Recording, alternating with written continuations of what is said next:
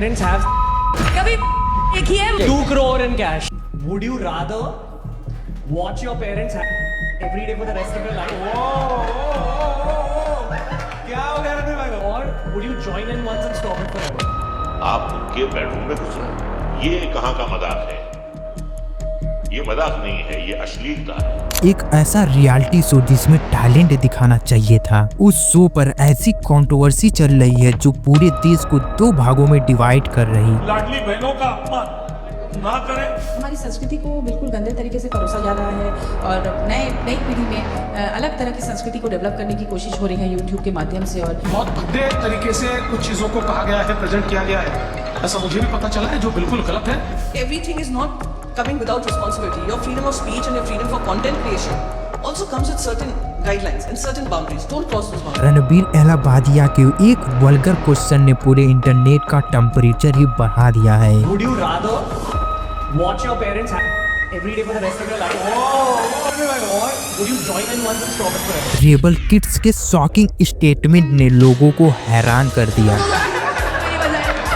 कभी बजाए ना देखिए माँ से निकलने के बाद और वहीं आशीष चंचलानी ने, उन्होंने इस शो पर कुछ भी ऐसा वल्गर शब्द यूज नहीं किया था, फिर भी उन पर केस ठोका जा रहा। लेकिन सबसे बड़ा सवाल ये है, क्या इंडिया गॉट टैलेंट सच में बैन होने वाला है? और अगर ऐसा होता है तो इसका जिम्मेदार कौन होगा? शो के कॉन्टेस्टेंट, जजेस या ऑडियंस खुद?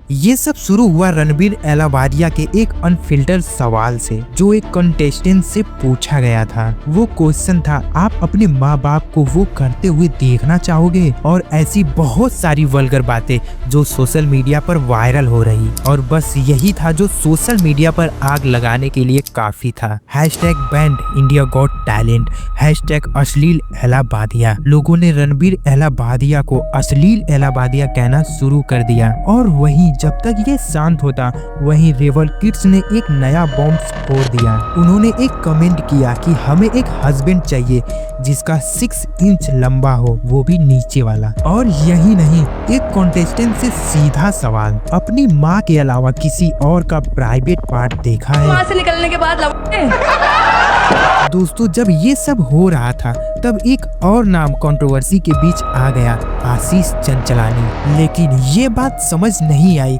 कि आशीष ने तो कोई कंट्रोवर्शियल बात नहीं बोली थी, फिर भी उनके ऊपर केस क्यों किया गया? शो के बाकी कंटेस्टेंट जो एक्चुअल वल्गरिटी प्रमोट कर रहे थे, उन पर कोई भी एक्शन नहीं।